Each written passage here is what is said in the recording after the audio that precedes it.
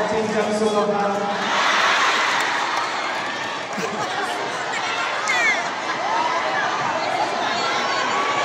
Rejuvenating na, Yorme. Tingnan mo yung sa kanan mo. Tingnan mo yung sa kanan mo. Sabihin mo, I love you. I forgive you. Tingnan mo. Sabay-sabay, I love you.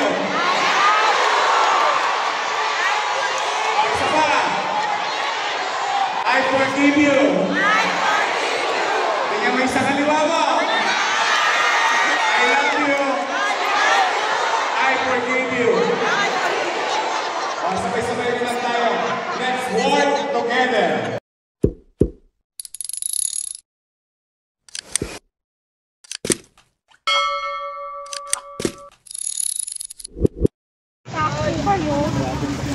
Yes. Asa na? Wait lang.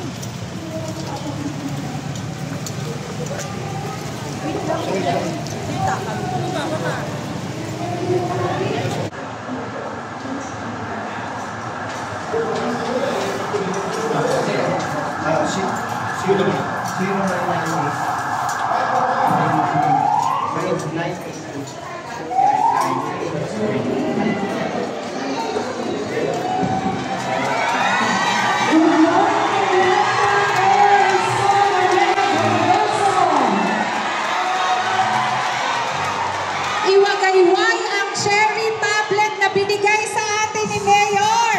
Iwagayway natin. Iwagayway natin ang cherry tablet na binigay sa atin ni Mayor para sa encoding ng ating pasyente. Iwagayway natin. Iyan. Thank you so much, Mayor. Iwagayway natin ang ating tablet. Iwagayway. And Vice Mayor G. Atienza. Wow! Lahat sila masaya, Mayor. Lahat ng BHW and PNS natin natanggap na ang cherry tablet na gagamitin natin sa ating encoding. Okay, let's proceed. Okay. Maupo muna po lahat ng ating mga BHW.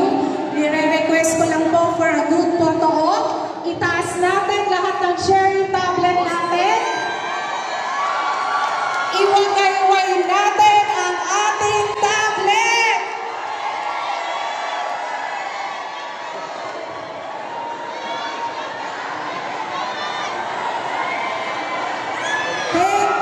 Thank you so much, Mayor, for our cherry tablet na siyang gagamitin natin sa ating encoding ng 1.9 million na population natin sa Manila. Thank you!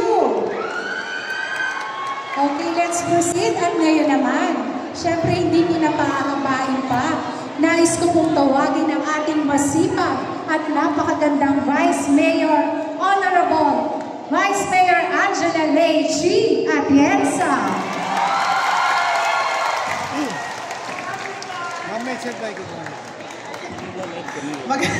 Magandang umaga sa inyo lahat. Kamusta po kayo? Ay, bago po ang lahat, gusto ko munang bumati sa ating napakagaling na alkalde na si Yorme Isko Moreno Doloroso. Good morning, Yorme. Sa ating hindi nagulog na si Director Grace Padilla. Tama ako, di ba? Kay Sir Wilson Chan, Director ng Even Healthcare Solutions Incorporated. Kay Clarence Sevilla, PhilHealth Representative. Nandito ba siya? Nandyan siya. Hello po. Ma'am Lalaine Natilan, PhilHealth Representative din. And sa lahat ng mga barangay healthcare workers na narito ngayon. Alam niyo po nung kami nakakampanya ni Yorme, talagang sinabi niya sa akin na gusto niyang pagandahin ang healthcare system dito sa ating lungsod. At narinig rin niya ang hinaing ng mga barangay health workers na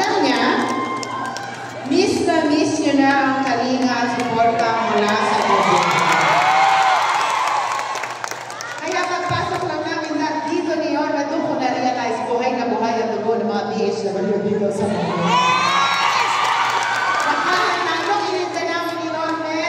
Within that 100 days, nakita niyo naman, kayo talaga ang ginawang prioridad. Kaya palakuhan natin ang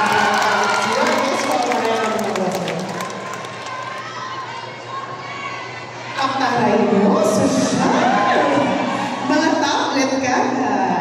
But nevertheless, alam niyo, nandito ako para ipakilala ang isang tao. Alam ko naman, kilalang-kilala niyo na at mahal ng mahal niyo. Pero, gusto ko lang i-share sa inyo na pagkus ang iniisip ninyo ang aming tambalan, nag-umpisa lang ngayon. Pero sa totoo lang, ang tambalan namin, nag-umpisa niyo kami ay bata pa. Nung siya ay 23 years old at ako ay isang nene pa. Dahil yung mga panahon na yun, nung siya ay tumatakbo bilang konsihal ng mundo, at pwede tutulong sa aking ama, siya ay tumatakbo bilang mayor ng Manila. Doon ko po nakita ang kagalingan ng ating alkalde. Doon ko rin po nalaman, nung nakilala ko siya, na siya ang magiging isang sa pinakamagaling o magaling the best na mayor ng Maynila dito sa ating lungsod. Siya ay naging isang magaling na konsehal na pinaglaban ang boses ng mga tundo, taga-tundo. Siya ay naging isang magaling na vice-alkalde na sumuporta ng buo sa kanyang alkalde. At siya rin na masasabi ko na nagsalba sa atin mga panahon ng pandemya. Kaya ibibigay ko na po ang mikropono ko sa pinakamagaling na alkalde ng Luzon. Moreno,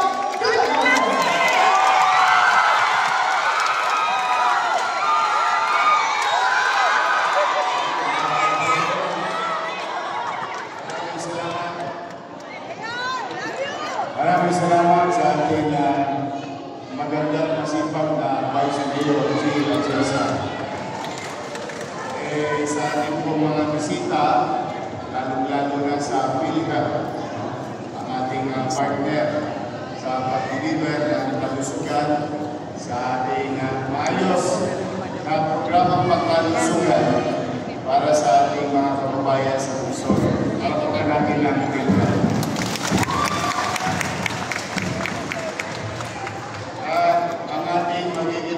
Against the light. Hindi nakakabubuan. Para kayo. Yung show tayo ng araw. Ano yan? Totga? Ha? Ano mo muna?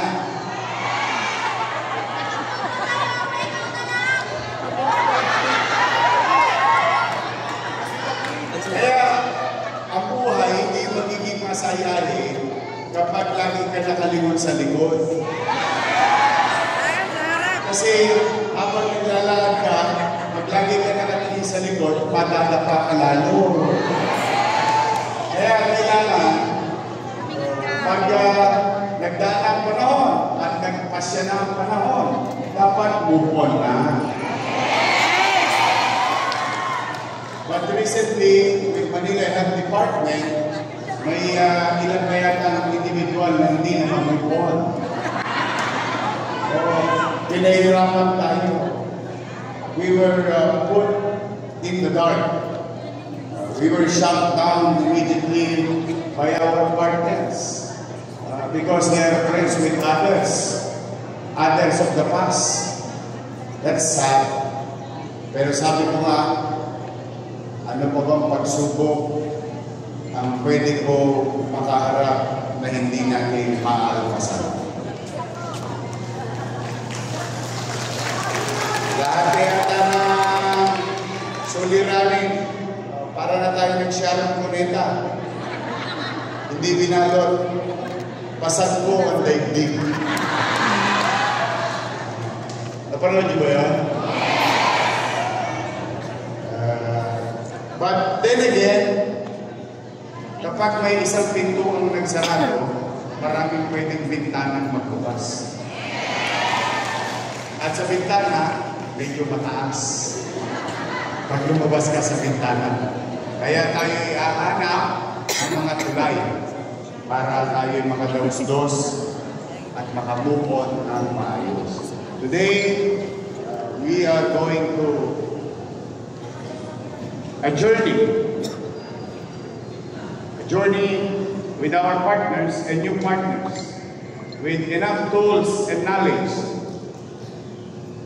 In the coming days, weeks of our lives, making it efficient, mas maging episyente tayo na mayakap ang lahat ng mamamayan sa lungsod ng Maynila.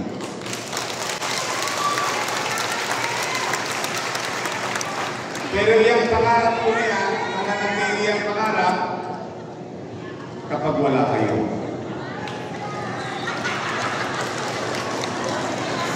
So, the vital role of PHW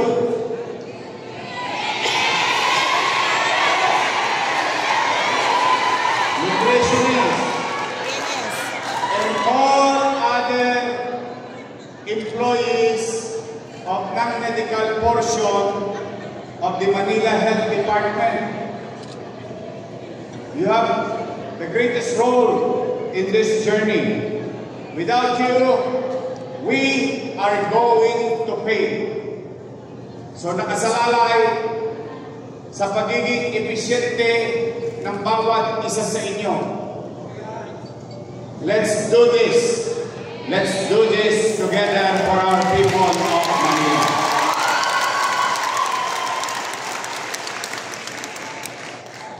Kahit na tayo'y naghihikahos sa pananalapi, hindi ako tinigil sa maliit kong kaparanan makagawa ng mga bagay na makatatawid sa atin. Kaya, steady lang kayo dyan sa gandhi. Isasaya ang Pasko nyo.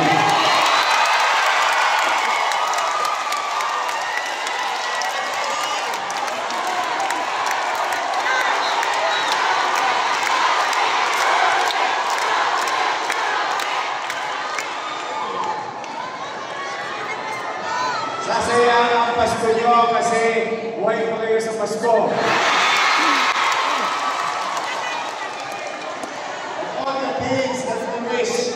In our life, of all the dreams that we wanted in our life, life itself is a blessing. Especially if it is a healthy life. And that is our Christmas gift to every Manileños in the city of Manila for 2026.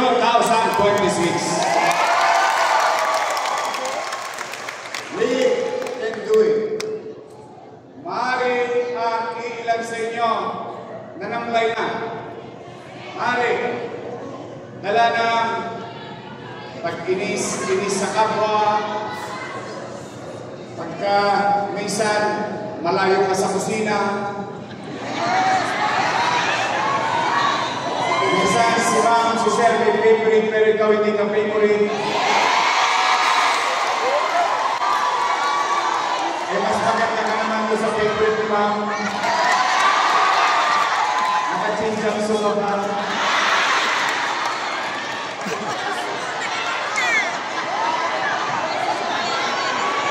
Rejuvenating na, Yorme!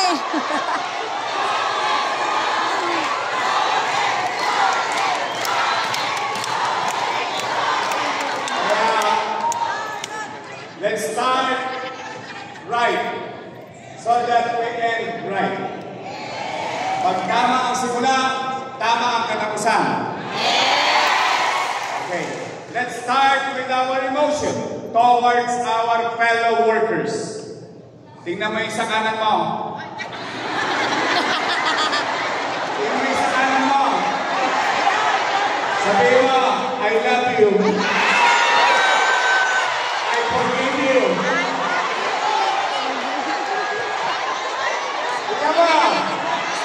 Sabay-sabay, I love you. Sabay. I forgive you. Tingnan mo yung sa kaliwa mo. I love you. I forgive you. Sabay-sabay naman tayo. Let's work together. Let's work for the people of Manila. work for the future of our children. And let's pray and work for a healthy Manileños in the city of Manila.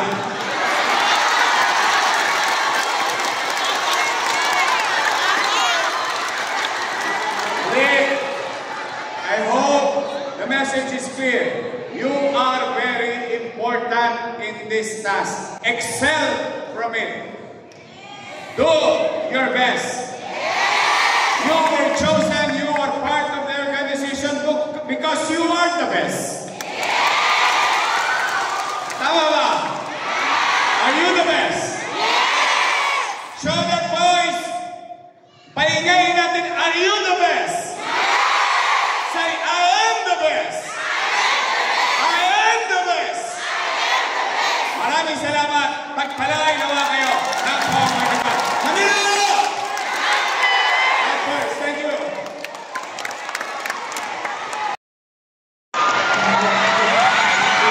Ang ating tablet na binigay ng ating Yorme.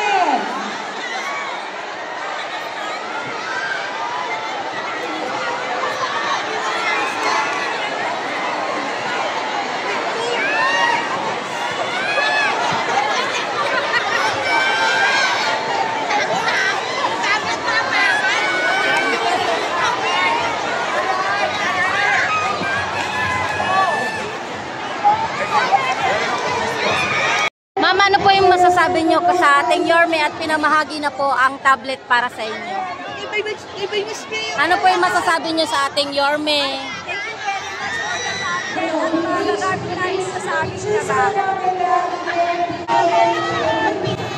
Ayan ma'am, ano po yung masasabi nyo at pinamahagi na po ng ating Yorme? Lucky Yorme! Ayun o. Ayan ma'am. Ano po yung masasabi nyo na ipinamahagi na po ang tablet? Kaya makakapagpili na kami sa wakas. Ayan, thank you.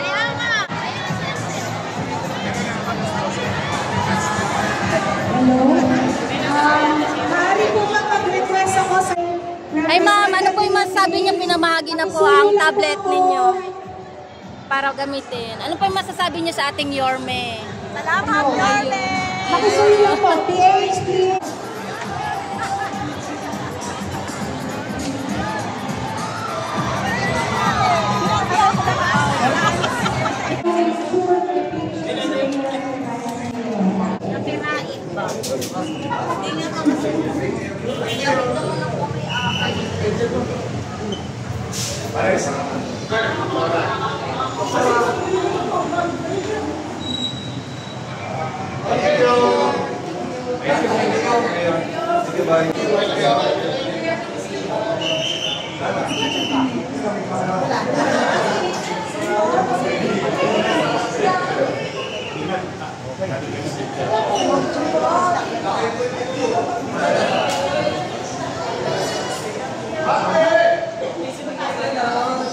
Yorme!